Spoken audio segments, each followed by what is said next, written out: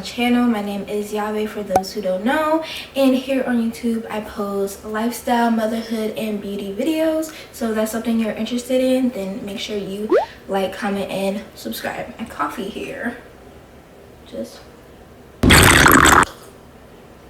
today I'm gonna be talking about a video that a lot of people on YouTube are talking about right now, which is productivity. I know 2021 just started and everybody's trying to make sure how to maximize their time and get to those goals that they probably were procrastinating. Well, shoot, I was procrastinating. Didn't reach the goals they wanted to reach in 2020, so that's why they're trying to become more productive in 2021. If that is you, I have some tips for you. So I have 6 tips for just anybody to use if they need them. Then I had 3 bonus mommy tips, or anybody who has a child, tips on how to be productive while being a stay-at-home mom, stay-at-home dad, full-time parent. So let's get into this production tip video.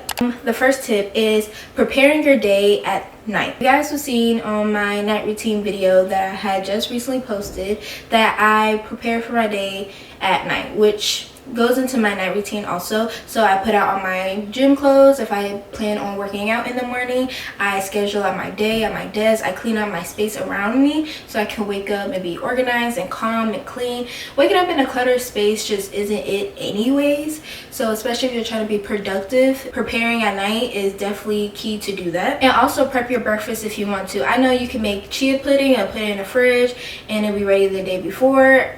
And you can also make overnight oats in the fridge. You can just prepare your breakfast, or even just lay out all the ingredients to your smoothie on the countertop so it's already there. Any little thing that you do in the mornings might actually save you time if you prep it beforehand. Number 2 is to time block. You could time block on your phone, on paper, or you could do this. I don't know, it has an actual name for it, but I forgot what it's called. But basically you work for 30 minutes on and then you take a 10-minute break. So a lot of kids do it like if they have to study, if you're editing a video, if you're working from home, work for 30 minutes and take 10 minutes off if your lifestyle allows that. Time blocking will show you what you have to get done throughout the day, and also it will help you to not procrastinate so you don't end up in a rabbit hole on YouTube or Instagram or any of those distraction things that can happen. Number 3, waking up early enough to fill your cup first. And if you see here, it says you can't pour from an empty cup. This goes for anybody who interacts with humans any time of the day. I know me being a mom, I know for sure I have to be up before my daughter, so I can do something for me since I will be tending to her basically all day. If you wake up early enough, you're not snoozing your alarm clock 5 times, then end up rolling out of bed and have to be at work in 20 minutes. So you have to rush your skincare routine, you gotta rush your shower, you gotta rush your breakfast. Everything will just feel rushed and it'll just feel like you're chasing your day as the day goes on. Also, having an established morning routine or just a morning ritual that you like to do, maybe is take your dog on a walk, take your kids outside and you guys just take a morning walk, a morning stroll, drink your coffee and you journal, you meditate, anything that you do in the morning. So that's that one thing that you have. I just noticed there are toys in the back. Ignore that. For number 4, this one is for my creative babes out there. Plan out any content that you know that needs to be posted this week. Maybe you are a flourishing influencer and you have deadlines that you have to meet with your brand. Plan it out. You can get a content calendar, put it on your regular Google calendar, or your due days of what needs to get done on what day, but plan it out a week before, and I bet you will be way more prepared. You'll be able to look at a scale of what you need to get done for the week, and also you may spark a little bit of creativity while you're planning your content on the days that it needs to be recorded. So that may help. Number 5, limit and organize your to-do list. I know everybody's been running to-do lists for ages and ages and ages. When a weekend comes up, you have time to run errands, you have a boatload of to-do lists on your phone or on your notepad.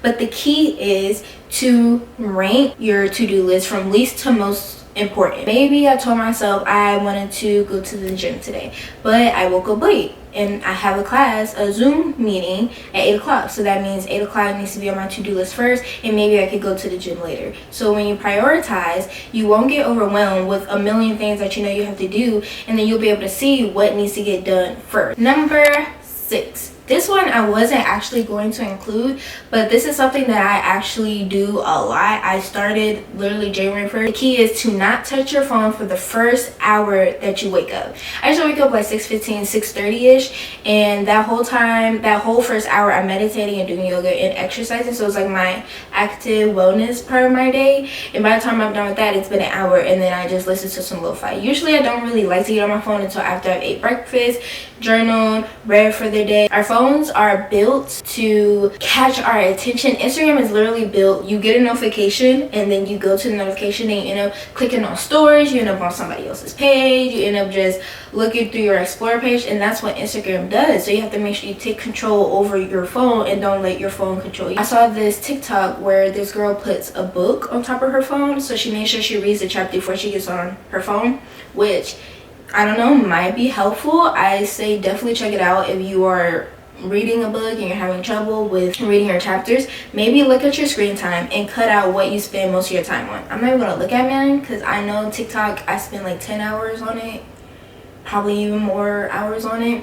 But I'm spending 10 hours on TikTok, but I'm complaining that I don't have time to do things that are actually really important, which is a lie. If I cut my TikTok time in half, I have 5 hours on TikTok, which probably is still way too much, but 5 hours on TikTok and 5 hours doing something else. So really, to be productive is really just taking the time to not procrastinate, getting yourself sustainable habits so you don't procrastinate and you'll be able to get things done that you really need to get done.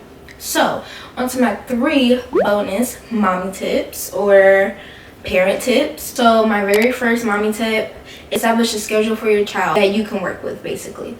So when my daughter was born, I kind of just let her do her natural rhythm. I didn't really give her like a nap time. I let her nap whenever she wanted to nap, whenever she was tired. And then I started to realize when she started getting on a schedule, I made it more structured. So when she was first born, she used to wake up around 6:30, 6 o'clock.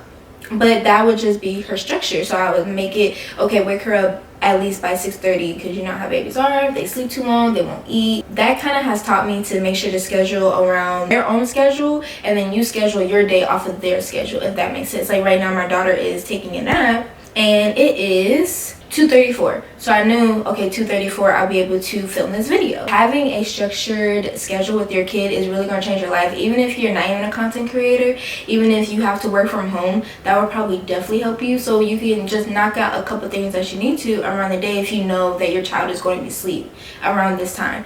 And if you keep doing it with your child, like okay, you have to take a nap, it's about to be 2 o'clock, and you keep making sure that they do that at that time, it will start to stick, and then their bodies will like naturally want to take a nap at 2 o'clock. Number 2 of the mommy tips is independent sensory activities.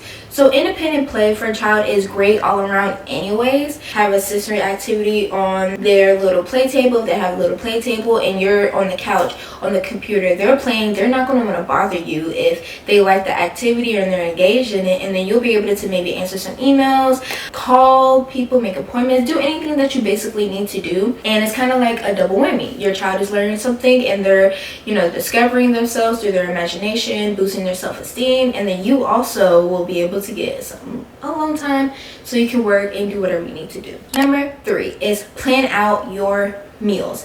I had got a little meal prep notebook. I think I got it from Ross, I believe, but you could definitely order off Amazon if you look and you find one that you really like, and it labels all my meals for the week. It has a little grocery list, so I go through the meals, go in the kitchen and see what I don't have for my grocery list, and I plan out my meals that way, and it has literally saved me so much time. So I'm not worried about, I don't have this, okay, I have to go to HEB or Walmart today. I will already have everything, and I usually do my grocery shopping on Sunday, so starting Monday I will be prepared, organized. I'm not over here looking for breakfast and lunch things to cook and worried about what to cook for dinner, where instead it will already be prepped. I usually prep my veggies, like cut them up and stuff and put them in little containers so they're already ready to go, and I just cook it up. You could use that time that you were probably planning on cooking something and go do something else that you need to get done. So that was all of my little productivity tips for this video. I hope that you guys like some of the tips I gave you.